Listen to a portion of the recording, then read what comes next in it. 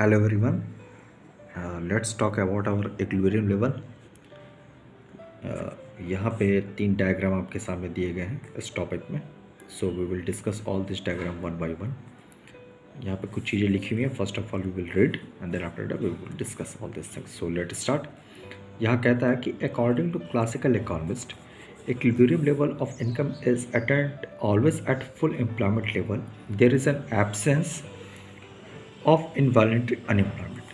दो चीज़ें यहाँ देखने वाली बात है. पहले है क्लासिकल इकोनॉमिस्ट और दूसरी इनवॉलंटरी अनएम्प्लॉयमेंट क्या होता है. क्लासिकल इकोनॉमिस्ट की अगर हम बात करें तो ये वो इकोनॉमिस्ट थे जो 1929 से पहले थे. और ये ओल्ड इकोनॉमिस्ट थे, जस्ट लाइक एडम स्मिथ, रिकार्डो की हम बात करते हैं यहाँ पे. और ये लोग काफ़ी पहले थे. और इनका जो थ्योरी थी, इनकी जो प्रिंसिपल थी, ये काफ़ी अलग थे मॉडर्न अप्रोच ऑफ इकोनॉमिक्स.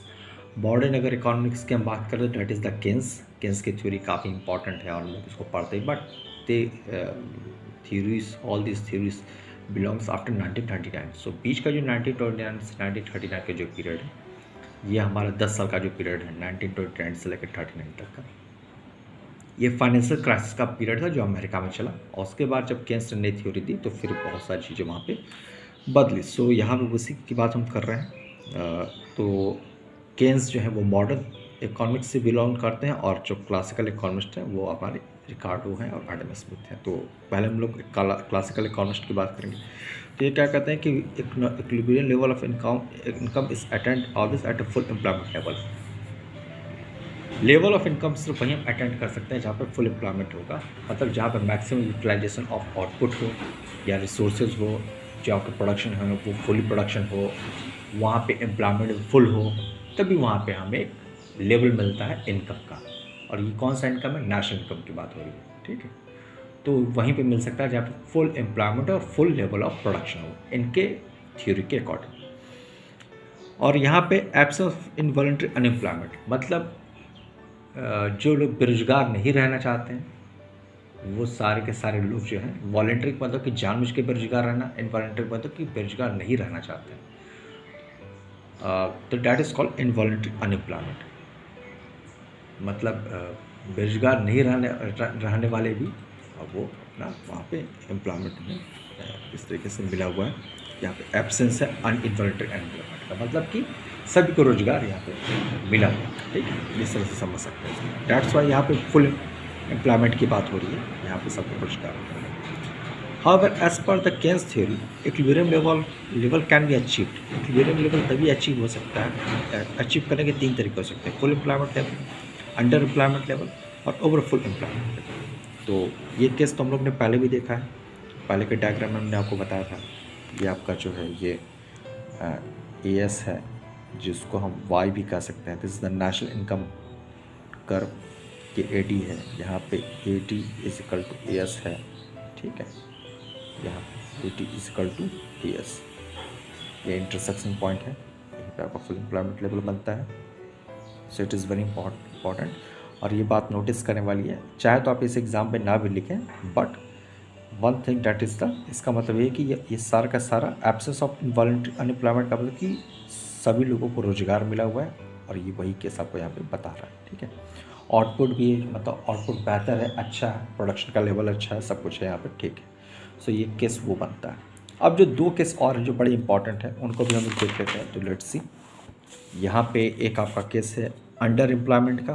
तो अंडर एम्प्लॉयमेंट के केस में क्या कहता है, इसको समझ लेते हैं. It refers to a situation when the aggregate demand is equal to the aggregate supply. ठीक, when the resource are not fully employed. पहली बात तो ये कि it refers to a situation when the aggregate demand is equal to aggregate supply. Demand और supply बराबर है, aggregate demand aggregate supply के बराबर है, but resources are not fully employed. लेकिन जो रिसोर्सेज हैं वो फुली एम्प्लॉयड नहीं. इसका सीधा इम्पैक्ट क्या पड़ता है, अब ये समझने वाली बात है. अगर रिसोर्सेज आपका फुली एम्प्लॉयड नहीं है तो इसका जो सबसे बड़ा इम्पैक्ट पड़ेगा वो ये कि आपका प्रोडक्शन नीचे जाएगा. कारण क्या है कि आप जो भी प्रोडक्शन करते हैं, आपका जो भी आउटपुट होता है वो बिकॉज ऑफ रिसोर्सेज. अगर रिसोर्सेज ना हो तो आपका प्रोडक्शन नहीं होगा. चाहे वो कोई भी आप आउटपुट कर रहे हैं, आप क्या कहते हैं, कोई कार की कोई कंपनी हो या फिर कोई कमर्शियल व्हीकल की कोई कंपनी हो या कुछ भी आयरन स्टील से लेकर कुछ भी, ये सारी जो चीज़ें हमें मिलती हैं वो रिसोर्सेज ही तो हैं। रिसोर्सेज को ही तो हम लोग प्रोसेसिंग करके उसको फिर हम लोग फिनिश गुड्स में कन्वर्ट करते हैं। और रिसोर्सेज का ही अगर सही एम्प्लॉयमेंट नहीं किया जाए, उस रिसोर्सेज को सही तरीके से यूज़ ना किया जाए, तो 100% इसका जो इफेक्ट आता है वो आउटपुट पे आता है। तो जैसे प्रोडक्शन नीचे जाएगा, ये वो लेवल था जहाँ पे हमारा आउटपुट भी ठीक था, एम्प्लॉयमेंट भी ठीक था, इनकम भी ठीक था। अब जैसे ही यहाँ से नीचे गया आउटपुट, ऑटोमेटिक इनकम भी नीचे जाएगा और एम्प्लॉयमेंट भी जो फुल लेवल पे था ये भी खिसक के नीचे चलाएगा। इसलिए यहाँ पे अंडर एम्प्लॉयमेंट इक्विलिब्रियम की बात कही जाती है। अब इसकी दूसरी बात जो हम इसको समझ लें वो ये है कि यहाँ पे अगर हमें डायग्राम ड्रॉ करना होगा तो इसके डायग्राम को कैसे ड्रॉ करेंगे। तो सिंपल सी बात है, बात कहता है अंडर एम्प्लॉयमेंट, तो बस ये याद रखने वाली बात है कि एग्रीगेट डिमांड की ये लाइन जा रही है, ये कर्व है, इसके जस्ट नीचे से जो कर्व जाएगा वो हमारा दूसरा, इसको हम नाम देंगे 80⁻1 दैट इज कॉल्ड एक्चुअल, और ये हमारा अंडर एम्प्लॉयमेंट का एक इक्विलिब्रियम तैयार करेगा। और यहाँ से परपेंडिकुलर ड्रॉप कर देंगे और ये इसको हम आगे एक्सीड कर देते हैं, तो ये हमारा जो बनता है ये पॉइंट अंडर एम्प्लॉयमेंट का। इसी तरीके से ओवरऑल एम्प्लॉयमेंट इक्विलिब्रियम की अगर हम बात करते हैं, ये दोनों हमारे कर्व एक दूसरे को इंटरसेक्ट करते हैं। अब यहाँ पे क्या सिचुएशन बनती है, it refers to situation when AD is equal to AS beyond the full employment level. यहाँ पे आप इसको ऐसा समझें, ये वो पॉइंट था जहाँ पे आपका आउटपुट बहुत बेहतर था, सारे के सारे लोग एम्प्लॉय हैं, आउटपुट आपका बहुत अच्छा है, इनका भी बहुत अच्छा रहा, बट इसके बियॉन्ड अगर डिमांड जाता है तो क्या वो सिचुएशन ऐसी होगी जहाँ सप्लाई भी इससे आगे बढ़ पाए? कतई नहीं। क्यों? क्योंकि जो आपके रिसोर्सेज हैं वो फुली यूटिलाइज्ड हैं, मतलब कि जितनी सप्लाई की जा सकती थी उतनी सप्लाई हो रही है, लेकिन उसके बाद भी अगर डिमांड होती है तो वहाँ पे बस एक ही प्रॉब्लम आएगी, और वो है आपके इन्फ्लेशनरी का ये प्रॉब्लम जो आपकी किताब में लिखा भी हुआ है, इन्फ्लेशन आएगा। क्योंकि जब भी मार्केट में डिमांड बहुत ज़्यादा होता है और सप्लाई कम होता है तो वहाँ पे इन्फ्लेशन आता है।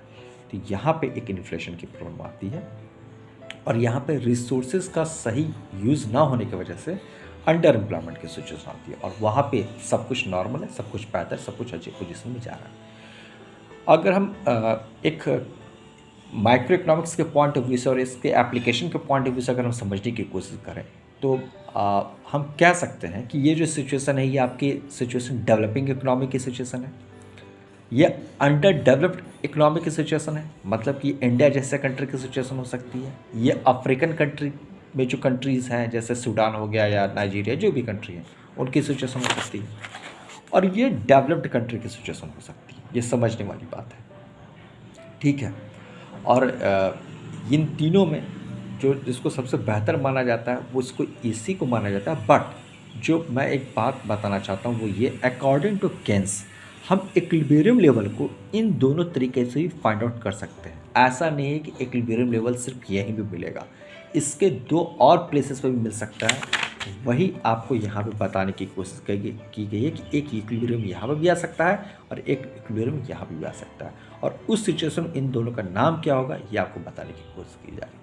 तो कहने का मतलब क्या है कि ये यहाँ पे केन्स की थ्योरी को एलोबरेट किया गया है। क्लासिकल अपने जगह सही थे, बट ऐसा नहीं कि केन्स की जो थ्योरी है वो सही नहीं, वो भी सही है और उनसे काफ़ी ज़्यादा एडवांस है। बस आपको इस तरीके से समझें कि इसको बाइफर्केट किया गया और दो नई थ्योरी को और ऐड किया गया, बाकी सब एज इट इज़ है, nothing has changed. So I think ये तीनों डायग्राम आपको समझ में आए होंगे, और इसको थोड़ा सा अगर आप पढ़ेंगे इन्फ्लेशन प्रेशर कैसे होता है तो सिंपल सी बात है, इसमें कुछ खास बातें नहीं दी गई हैं। बस एक बात आप समझिए कि जहाँ डिमांड ज़्यादा होता है और सप्लाई कम होती है तो वहाँ पे इन्फ्लेशन कहीं ना कहीं क्रिएट करता ही, जैसे इंडियन इकोनॉमी में भी बन रहा है, क्योंकि यहाँ पे डिमांड ज़्यादा है और सप्लाई कम है। और बाकी चीज़ें आपके ये बुक में दी गई हैं, कहीं कोई प्रॉब्लम हो तो आप हमसे पूछ सकते हैं। So thank you all of you, have a good day.